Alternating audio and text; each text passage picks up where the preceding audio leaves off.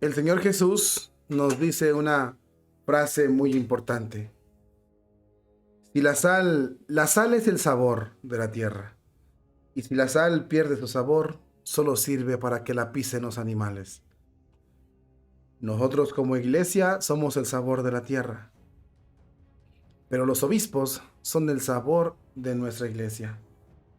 Y si los obispos dejaron de ser útiles, dejaron de servir, solo sirven para que los pisen los animales. Es una dura advertencia que los católicos tenemos en nuestra iglesia porque los obispos han dejado de ser lo que son para convertirse en meros funcionarios del Papa Francisco.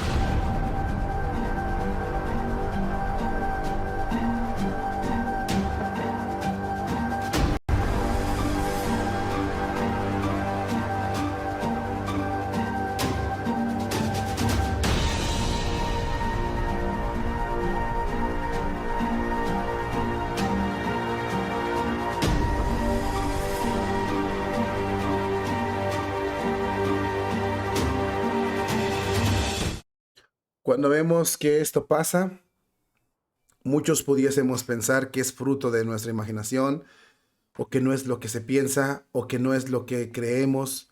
Sin embargo, vámonos a los hechos. Los hechos hablan por sí solos. Los obispos, por desgracia, han dejado de ser el sabor de la tierra, el sabor de la Iglesia Católica, para convertirse en sal insípida que no sirve, no tiene sabor. Y por lo tanto, si no tiene sabor, solo sirve para que la pisen las bestias. Y eso es lo que está pasando, por desgracia, en la Iglesia Católica.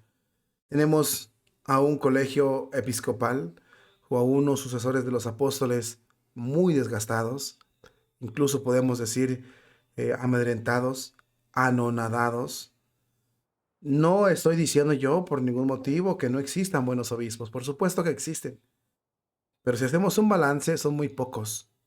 Al lado que tú te quieres hacer, para donde tú te quieres hacer, son muy pocos los obispos que ahora sí, como dicen por acá, cumplen con su trabajo, hacen lo que tienen que hacer. Por eso la iglesia, de alguna u otra manera, sufre. Y sufre mucho por esa clase de obispos que no cumplen lo que tienen que cumplir como pastores de la iglesia católica. Hay un artículo muy importante que te va a dar esta información. Y fíjate muy bien lo que dice. No corren buenos tiempos para determinados perfiles de obispos. Por ejemplo, si usted eh, ve a aquellos obispos que defienden las enseñanzas de la iglesia hasta las últimas consecuencias, o no haga por cambios disruptivos ni modificaciones de la doctrina, este obispo, por lo regular, sabrá que está bajo el punto de mira del mismo Roma. Roma ataca a sus propios obispos. Siempre se ha dicho en un refrán popular que quien se mueve no sale en la foto. Es lo que le ocurrió o ha ocurrido, por ejemplo, al obispo Joseph Strickland, del que tanto hemos hablado, o anteriormente a Daniel Fernández, obispo emérito de Arcebio. Si algún prelado se atreve a llevar una hoja de ruta distinta, no herética, distinta a lo que marca las distintas conferencias episcopales, corre el riesgo de ser misericordiado por Roma. Cuestiones como la ecología, la inmigración, las armas nucleares, la pobreza, el coqueteo con los lobbies de Sodoma y Gomorra, que no aceptan el plan de vida de la iglesia y proponen a las personas homosexuales una liberación total, están a la orden del día en el Vaticano. Es por ello que cada vez cuesta más escuchar a obispos que hablen sobre temas quizás medulares en la iglesia, como por ejemplo el pecado y la salvación de tu alma. Los obispos no son meros funcionarios eclesiales, han de ser pastores y deben cuidar la grey y ellos también cuidarse, ¿no? Para salvar su alma. ¿Cuántas veces hemos escuchado a nuestros obispos hablar sobre el pecado, el cielo o el infierno, la oración, el rosario, la castidad? Siempre hay, por supuesto, hermosas excepciones que salen a dar discursos nutritivos y sobre todo saludables para nuestra alma y no como los discursos copia y pega que muchas conferencias episcopales están diciendo. Hay obispos que sí hacen su trabajo y dedican tiempo todas las semanas a preparar sus homilías y escritos. Algunos ejemplares de ellos, por ejemplo, tenemos a Demetrio Fernández, Francisco Pérez González, Jesús Sanz, obispos españoles, José Ignacio Munilla, Monseñor Strickland, que ya no lo va a hacer, Monseñor Atanasio Schneider, entre otros más. Ayer también hablábamos de un holandés que también está al pendiente de eso. Existe un alto porcentaje de obispos que ni siquiera ni se les espera ni se les extraña. Seguramente sean buenos o están alejados de doctrinas confusas, pero que por miedo, pereza o cobardía callan. Quizás les convendría más repasar que el pecado no es solo la palabra y de obra, sino también el pecado surge de omisión. Los obispos tienen la tarea fundamental de confirmar en la fe al pueblo de Dios que peregrina en su territorio. ¿Se imaginan si un político se dedicara solo a hablar de fútbol? ¿O si una madre fuera equidistante con los errores de sus hijos? Un obispo está para hablar de Dios, del Evangelio, de las enseñanzas de la Iglesia, sin sin edulcorar el mensaje y sin ocultar o tratar de esconder aquellas virtudes que están en manos de moda o son incomprendibles por parte de la secularización social actual el día de hoy. Estas está descendiendo el nivel intelectual de nuestros obispos. Parece que sí, y es algo que se comenta en los templos de las iglesias. Seguramente la culpa no sea de los que son elevados al episcopado, sino de quienes le seleccionan. Hemos pasado de tener obispos doctos y sabios que han sabido cumplir con su papel de transmitir la fe y las enseñanzas de la iglesia, a tener a obispos de las periferias que se dedican a caer bien y simpáticos a los más alejados, pero no se sabe muy bien realmente a quién se dedican a caer bien. Sobre todo a Jesucristo. No hay nada peor que aquel que sabe y no enseña, o aquel que tiene una responsabilidad y no la ejerce, y prefiere esconder la cabeza en el suelo como un avestruz. La mentalidad de querer parecer un centro para evitar los palos de unos y de otros demuestra una tibieza fuerte y digna de un anatema. Si no están dispuestos, estimado obispo, a dar la batalla, cueste lo que cueste, ¿para qué acepta la mitra?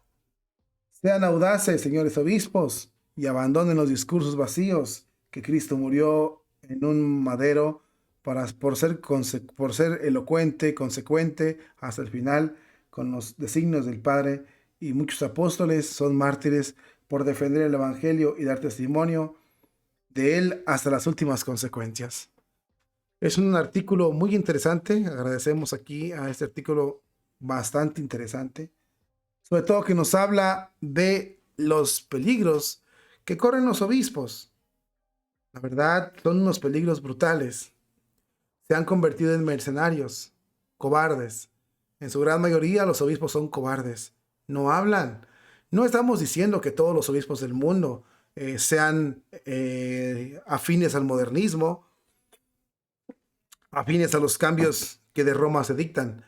Pero lo que sí estamos diciendo es que en su gran mayoría los obispos han guardado un silencio ensordecedor, un silencio que aturde por parte de los obispos, tal como si se limitaran a ser unos títeres que Roma les manda, ellos obedecen. Roma les manda, ellos obedecen. Roma les manda, ellos obedecen.